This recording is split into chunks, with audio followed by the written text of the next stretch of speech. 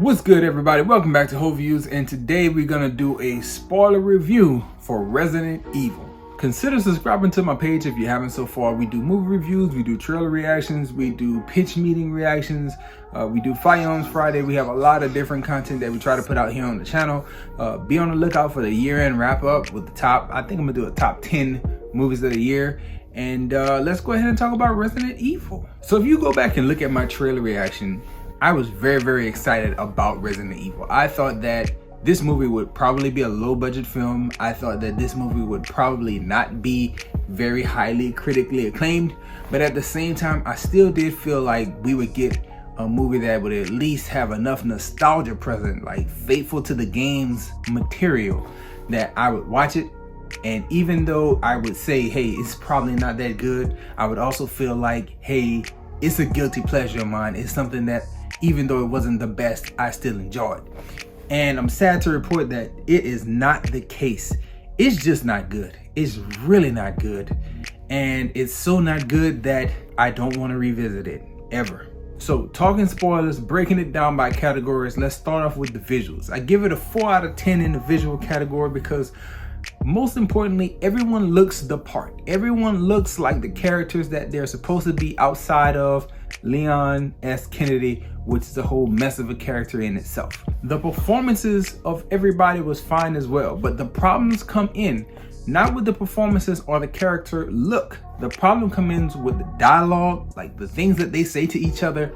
Horrible stuff, just not important, not good stuff. Whole lot of F-bombs, not a lot of plot, not a lot of substance in your conversations between characters and on screen. Secondly to that, the character decisions, not the decisions that the characters made in the movie, but whatever the director decided or what the creators, producers, what they decided to do with certain characters just didn't translate well to me at all. My biggest problem has to be with Leon's character. One, he is depicted as a, like a Hispanic American. And again, I'm not saying that Leon has to be white because he was white in the games, but my issue with it is Leon is depicted as like a bumbling idiot in this movie. And did you play the games? Did you play the games at all? Because Leon goes on to be a Secret Service member. Now, I do know, I think if my memory serves me correctly, he was quite tired his first few days on the job. I think he was portrayed as like a party boy who, became a police officer. And I don't know if that's the lines that they was trying to follow with Leon here in this movie. But his character was horrible. He didn't seem like he had any level of competency about him. And it made for, to me at least, a bad experience because this is supposed to be a real badass character if this franchise would move any steps further and have at least one sequel. But they didn't lay the groundwork for that here. They laid the groundwork for having a bumbling idiot of a Leon Kennedy, and I don't know why they chose to go that route. I didn't care for it. Outside of that, I think Wesker was cast well. He looked the part. They killed him off, which didn't make sense. If you want to have like a franchise moving forward, Wesker is supposed to be like a central reoccurring villain. So if you want to be faithful to the games, why kill Wesker? You have Robbie Amell as Chris Redfield. You have Jill Valentine present. You have Claire Redfield present. Everybody looks the part. I do believe that they changed the race, or at least on the surface of things, it looked like they changed the race of Jill Valentine's character. Again, race changing, all that stuff, not a big deal. It's just, the characters look the part. That's fine. It's just some of the stuff that they had the characters doing didn't make a lot of sense. Like Chris and Claire did not appear to be close in this, when I thought in the games Chris and Claire's relationship is kind of what drove Chris throughout the first few games. So why would you take that relationship and say, they hate each other? It's like, that feels weird. It feels very weird. Also, I saw in the credits that there was a character who was like credited as Ada Wong, and I'm like, where did that character go? I didn't see that person present. Don't know where that character was. A lot of visual stuff that was off to me, as well as just like watching the movie and seeing how so much of it was shot in the dark. Looking at my trailer reaction and thinking about it again, I knew that the CG would not be perfect, and it actually looked better in the movie than it did the trailer. But there's a lot to be desired when it came to the stuff that you're seeing on screen when it comes to this movie. So that's the visual category. It's not the best category. The story here, I'll also give it a 4 out of 10 because one, it feels incomplete. There were things that was present in the trailer that were not present in the movie. I think specifically about a person on a TV screen talking to a camera, talking about the viruses and talking about Umbrella experimenting on people. And while you get nods to that throughout the movie, and like there's hints towards like maybe Umbrella is sinister, maybe Umbrella is doing this or that, it never was really conveyed well when it came to actually being said on screen. Like I kind of wanted more exposition. Like explain to me what's actually happening. What is the central problem? I remember we were like 1 hour in, or maybe 1 hour remaining. I don't remember which. But we were at that point and nothing major had happened. 45 to 50 minutes into the movie, nothing major had happened at that point.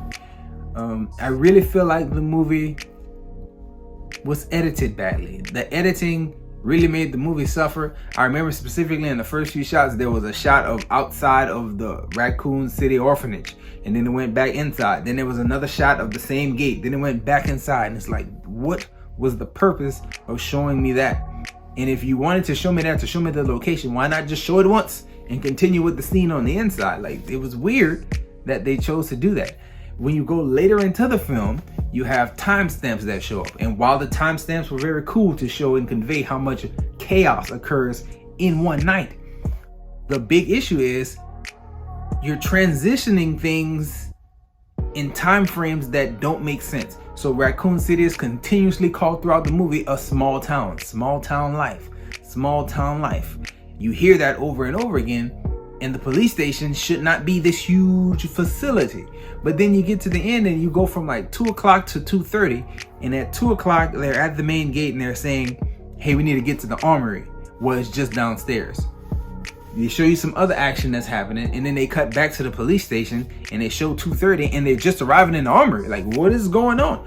This is Raccoon City. The police station should not be bigger than Costco. Like, it should not be the size of 3 super Walmarts. Like, it shouldn't be that big, and it shouldn't take y'all that long to go from upstairs at the main gate to downstairs in the armory. I get the use of the timestamps, but they were used badly here. I did not care for that.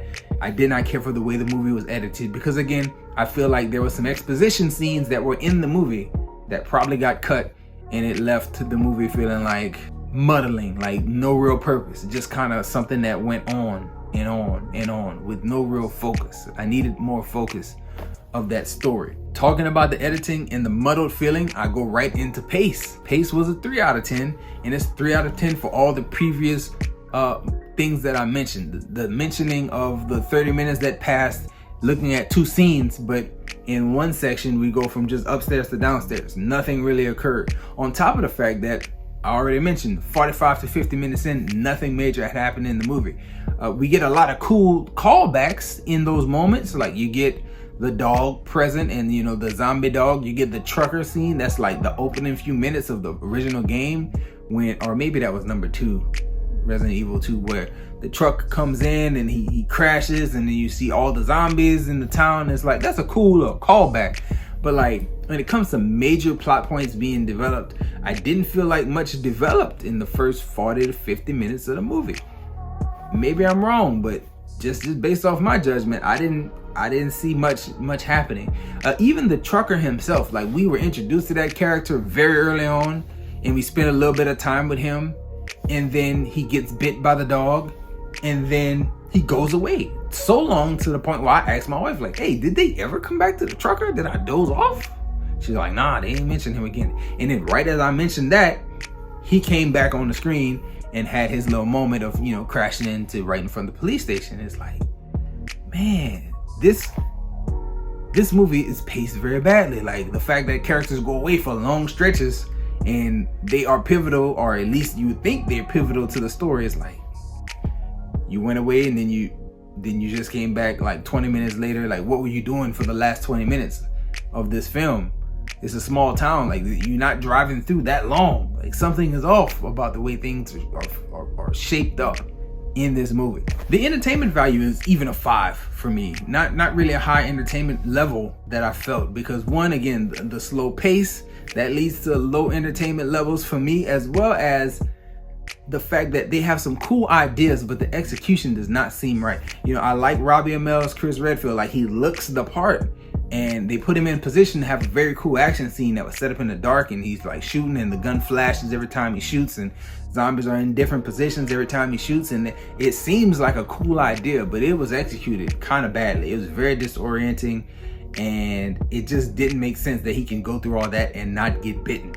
The leaps in logic exist because of that execution.